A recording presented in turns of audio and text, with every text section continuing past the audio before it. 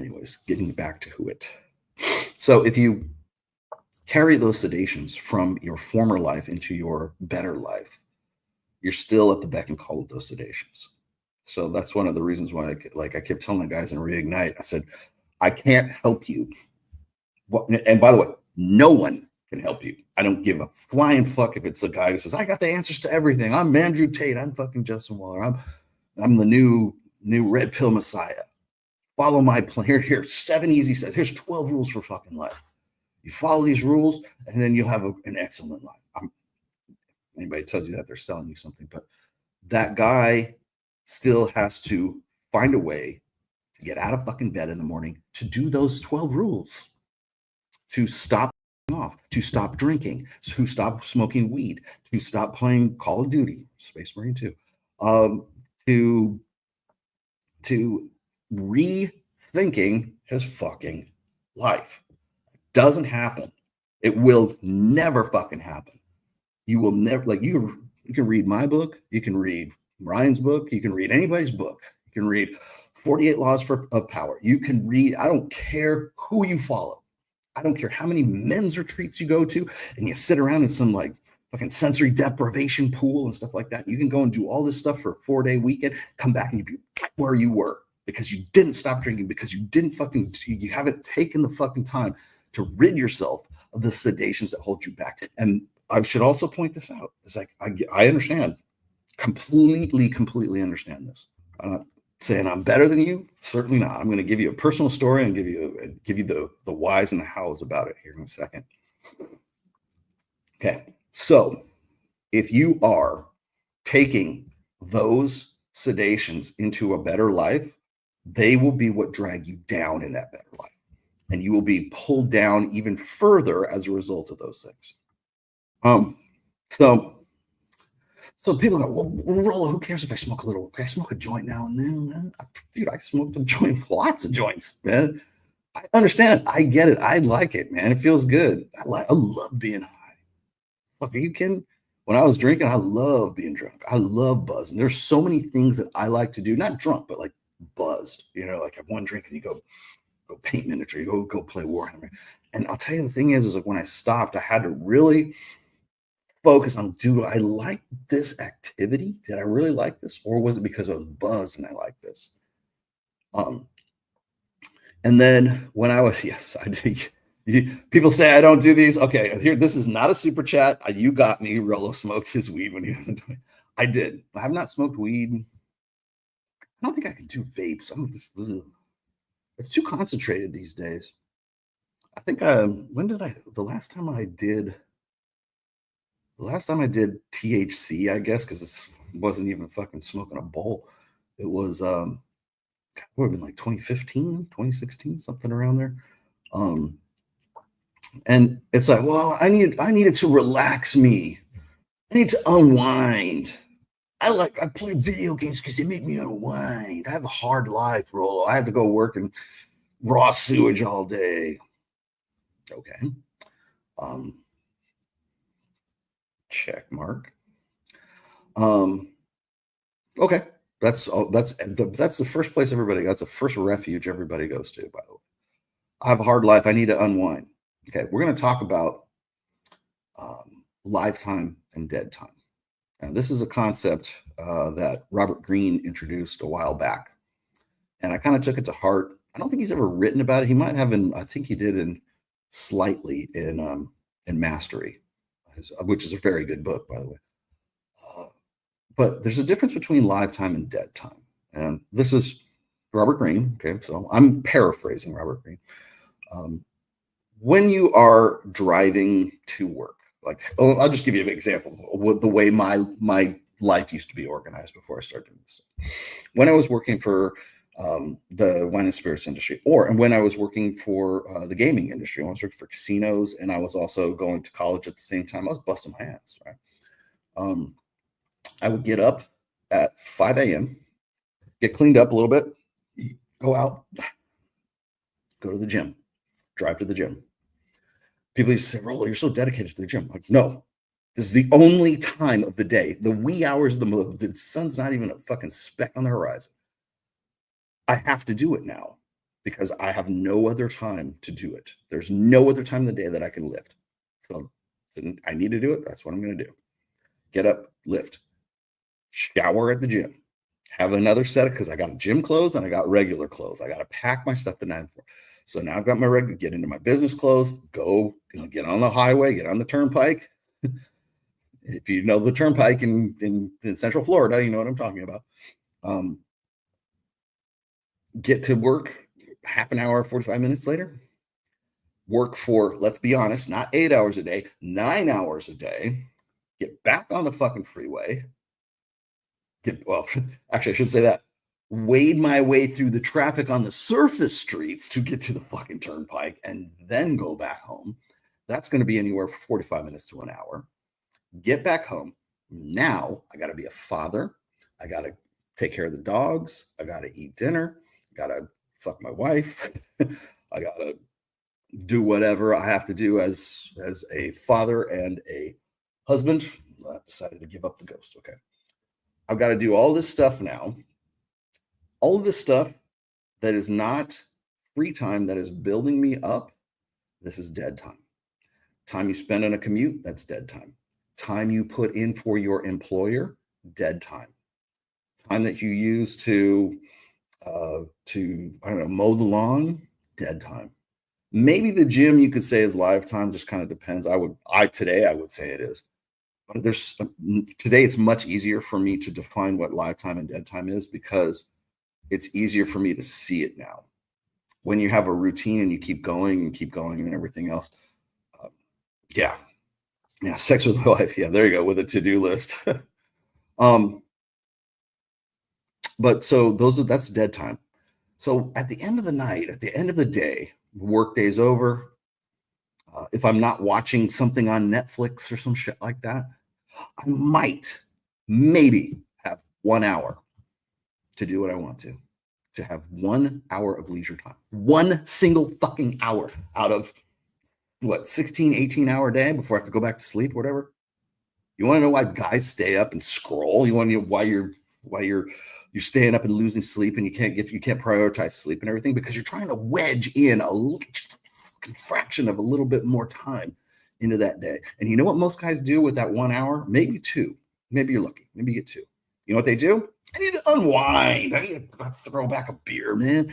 I'm going to play Call of Duty for the next 2 hours. They don't do anything productive with that live time. Those 1 or 2 hours that they get a day, that's your live time. What are you going to do with that? If you're still stuck in your fucking sedations, that's what you're going to do.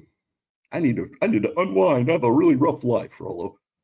Well, that's why you won't grow, and that's why you won't be anything more than you already are until you get divorced, until you're forced to do it. Until you lose your job, you lose your wife, you lose your dog. It's a country song. You lose your truck, you lose your kids. Until you are faced with trauma, until you're staring down the barrel of today. Great Hatebreed song. Until you're staring down the barrel, you'll continue to do the same shit. And that's why I wrote that article. That's why I wrote about sedation. Because until you can identify what your sedations are, and until you can limit them, or until you can eliminate them entirely, you will not read all the books you want, all the self-help shit, watch all of the podcasts you want. You will do jack shit. You will do fuck all until you can acknowledge that they are limiting you. How do you unsedate? Well, recognize what is sedating you. That's number one, Joe. What is sedating you? Is it weed? Now, here's the tough part is this. Most guys' sedation is an escapism. I don't care. The physical ones are easy, right? I mean, you're drinking because there's a vacuous hole in your heart and your soul and you need Jesus, right? Well, maybe, but it's also a mindset. Are you the kind of person who says, I got 2 hours, I'm going to build a fucking empire in 2 hours? I used to know guys, shit, I did it myself, man. I remember when I first I decided I wanted to be an author. The only reason I actually became an author is because when I had downtime at work, that's what I did. I wrote because I got in the habit of it. I was still drinking. I was still, I wasn't the guy that I am today. but I was still like, I wrote the first 3 books while I was still drinking. I couldn't write the 4th one. And that's the story I wanted to tell you guys today. Is this no fap related? No, it's not no fap related. If you want to go rub one out, go right ahead, Billy. You're excused from the class. You may go rub one out on your own. No, I mean, is that your sedation, Billy? Is jerking? And by the way, no, you're not going to get any judgment from me. There's enough guys out there who know, like, the only reason you even know what the term no-fap is because it's a sedation. It's such a common fucking sedation that they had to make it a fucking thing. There had to be a term for it.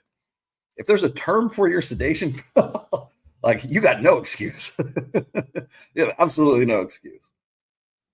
So you see these guys who really kind of turn this into discounting. Yes, does watching my live stream count as a sedation? It could.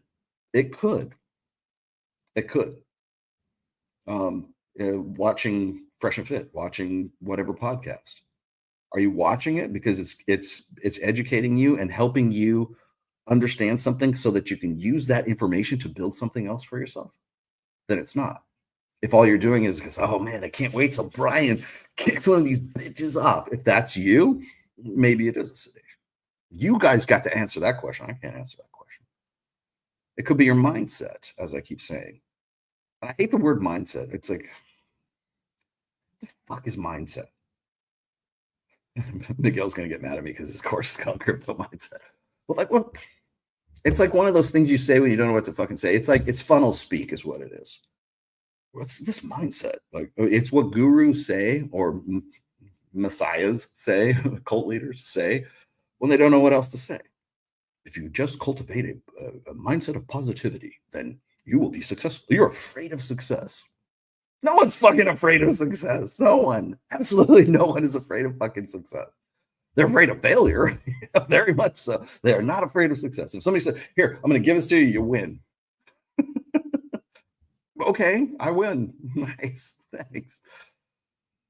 Who's won, Johnny? No one is afraid of success. No one is like this mindset thing. There's something to really what you're discussing is what's your like, you could say, what are your belief sets, right? Most people don't even think about it. Like they don't even think about what their mind, like the guy who I just described, the guy who goes to work and he's got 1 hour of leisure time, 1 hour of live time in his entire daily schedule. That guy, what's his mindset? Laziness? What's his mindset? I'm okay. I can smoke some weed because I need to unwind from I have a shitty life. I have a shitty life, and this is my escape from the shitty life. Grant me 1 hour. How about this? How about you take that 1 hour, convert that and find some way to create a side hustle so you have a little bit of extra time, and then you get a little bit more live time. And once you build a little bit more live time, then you can build it into something else. A lot of people never get out of that. Like like I said, it was Jordan Peterson goes from this relative obscurity of being a college professor. He mouths off to one of his students about like gender pronouns that he wouldn't want to use, and suddenly everybody wants to hear more and more about Jordan Peterson. What about the Hot Tua girl? Right? Hot Tua girl was the fast track version of Jordan Peterson because she one interview, spit on that thing like that. She makes her own fucking crypto. She's going on podcast. She creates her own podcast. She does a rug pull with her fucking shitcoin, her altcoins. No, absolutely no legal ramifications for that. Just walks away scot-free with all that money. Boom. Too much, too young, too fast. She saw it though, and she took it and she ran. I just found this out. Miguel just told me this yesterday or the day before yesterday. No legal ramifications whatsoever. They rewarded her for that rug pull. Too much, too young, too fast. Right? At least she made off like a bandit for it. It didn't. Who knows if she's like, addicted to something. But the thing is like it's the mentality. It's the what's your mentality? What's your mindset about things? And I'm not saying mindset doesn't exist. It does. But I think that when we throw it around as loosely as we do, it loses significance. It loses its meaning. So when we talk about mindset, You need a positive mindset. You're not. It's like saying you're not praying hard enough. That's all it is. It's just secular religion. You need to think positive. The reason why you fail is because you're afraid of success. No, the reason why you fail is because you're fucking hooked on fucking prescription opioids, jerking off, and escaping your shitty real life with your escape life. We face those things and get your fucking ass on the road and start doing things and start developing a plan for yourself and using that very minuscule amount of time that you have in your lifetime to build yourself up and build yourself into something more. You're just going to be spinning your wheels, man. And it's not minds. It's not the way they portray it. You do have to change your mind about yourself. And that's what I wanted to get to is, so how do you unfuck your life, Joe? Yeah. Nobody fears success. No one. Anytime you hear Tony Robbins say like, get the double fingers up for you, man. That's bullshit. You know what that is? That means I'm out of ideas. Did you know? Oh, what's the guy's name? That Tony Robbins and a lot of these guys who are like, I would throw Gary Vee in there. I would throw Tony Robbins in there. I would throw Norman Vincent Peale for Power of Positive Thinking. What's it? Napoleon Hill. The rest of these guys. They're all cut from the same. They're all like variations on the same. There was a guy. The very first one I read up on this. Was named Phineas Quimby, and I think he was back in like the late 1800s, early 1900s. And it was this. It wasn't religious. It was like think positive thoughts, manifest things. It's the secret, right? It's send positive juju out into the universe, and things will be yours. Like golden coins will fall from the sky, bro. But it was based on this, the biblical principle, which is, by the way, prosperity teaching, right? Pray for it enough, and the Lord will give you whatever you want, right? Pray for a big old fucking Wagyu steak in your freezer and it'll be there tomorrow morning, right? No, it won't. But if you could take that and pull it out of the religious realm and then put it into this power of positive thinking. Is there a power of positive thinking? Yeah, obviously. Hyping yourself up. Why do you think that like sports teams like jump up and down and get themselves fucking psyched to fucking go out there? Like the Golden Knights are going to fucking win the Stanley Cup. Why does that work? Because that psychology builds you up and puts you into a different state of mind. Is there something to mindset? Absolutely. Is it magic? No. I always have to check Mike on this too whenever we're talking about like crystals or fucking talismans or whatever it is. I'm like tarot cards, whatever. I believe in it if she's hot, but there's no power in the crystal. There's power in the belief in the crystal. There's power in the belief that this will do something for me. Like why do we put musicians on the field of battle and always have in our past wars? Because hearing the drums and hearing the trumpets and everything else, let's fucking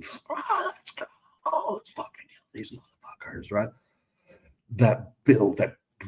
It's a feeling, man. It's a vibe. It builds you up. Like why did I just was reading about this too. I got this from a musician, actually. And maybe this is actually relevant to being Easter, right? Did you know that if Gothic cathedrals, like the old, like medieval cathedrals that were built over the course of generations, the architecture of those cathedrals were meant, the way that they look has a specific, like, design and templates to them. And the reason they have those, or the reason that was what it was, and they didn't, people probably didn't know at the time, they just knew that it worked, right? If you build it in such a way, the choir, because they didn't have amplifiers, they didn't have organs at that point, it was just human singing, or maybe like instruments, right? But human singing, you get enough human singing together, and because of the acoustics in those chapels, and I would call it the asps of the cathedrals, would amplify the choir. And the reason why they did that is because it made people feel closer to God, right? They would, oh man, I feel this. I feel the Lord's presence here. Because you have like You have all this big gigantic, and then the more people you have, the more it's amplified, and the more musicians you have, the more it's amplified, right? And it's this acoustic, there's a frequency. It's almost like when you go to like a Lamb of God concert, or you go to, I have to relate this to like heavy metal, right? When you have that loud, amplified, just thundering, booming sound, like when I'm on stage and I've played in several different bands, and I liken it to surfing, because I used to surf. But you have this wave that's behind you that's pushing you, and I can't describe it any other way. But when you get in the zone, when you're like in that flow state as a musician, and you have this wave behind you that's pushing your surfboard along, or your guitar, whatever, pushing you along, there's a certain frequency and amplify. And when you amplify that to volumes that are just fucking tremendous, it's like yeah, man, you get chills. You just like, fuck yeah. Like there's certain bands that bring that out of me, right? And of course, what do you want to do? You want to run around in a fucking pit like a cyclone, right? Because you don't know what else to do. You're like, let's go hit something. Um, but it's that there's a certain frequency, and there's a certain frequencies, and certain at certain volume levels that will trigger like dopamine in human beings, right? Which of course is what they were trying to do, but didn't know that that's what was going on. They just thought it was making you closer to God, right? By having that. And then later on, when they came up with like pipe organs and stuff like that, that's why like like Phantom of the Opera and stuff, and there's these giant pipe organs that would fill the back of the church right there, because it was easier to hit those notes and hit that volume with the pipe organ, right? Now, if they had, guitars and Randall amplifiers, 400-watt amplifiers, maybe they could get to it. Like, but there are certain things, or certain psychological, like environmental triggers that will prompt you to, a religious belief, or to prompt you to like get those chills. I don't know what it is. Maybe it's just me being a musician or something like that. But there is power in that music. It's just music. What are you talking about? It's just music. I've turned on my radio. The reason I bring this up is because, was it Joe asked me, how do you unfuck yourself? How do you unsedate yourself? You replace the dopamine hit you were getting from whatever was sedating you with something that's positive, with something that works, with something that's constructive. So, and sometimes that dopamine hit isn't quite as significant as the initial hit of heroin you just took, right?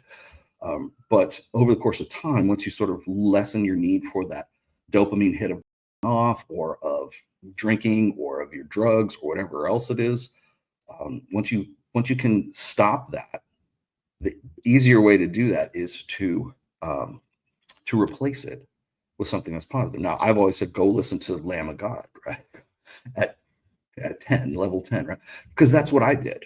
Like when I decided I didn't want to drink anymore, and I started going, then I started doing things that made me feel good, but were good for me, right? So you're replacing one habit with another, a good habit with a bad habit.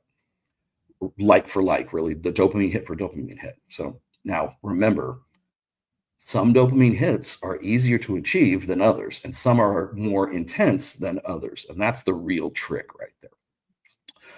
When guys break up with a girl, or vice versa, but usually guys, when guys break up with a girl, the feeling of love or infatuation or sexual arousal, or whatever you want to call it, has a similar characteristic, or similar chemical signature to like cocaine, right? Like this seemed like probably 10 different TED Talks about this. There's actually biochemical reactions for love and for sex, right? When that's removed, what do? It's gone. Now I've got to write bad poetry, and I'm going to become a blues musician. No, you know what most guys do? They go get blackout drunk. Why? Because it's a substitute for the good feelings, or at least they think so. In the most immediate sense, they go and they get there with a, I'm going to drink her off my mind, right? But you're not, because tomorrow morning you're going to wake up with a hangover, feel like shit, and you're still going to be depressed. But what's the initial? completely unmetered, that's what guys will do. They're going to go get drunk or get high, whatever it is. Then I'll go, hey, you know what? Let's go rock climbing. Let's go. Some guys do go lift a little bit more, maybe. But replacing a bad sedation with the dopamine hit from a good something that's more productive for you. That's the first really way that you can sort of unsedate yourself from things.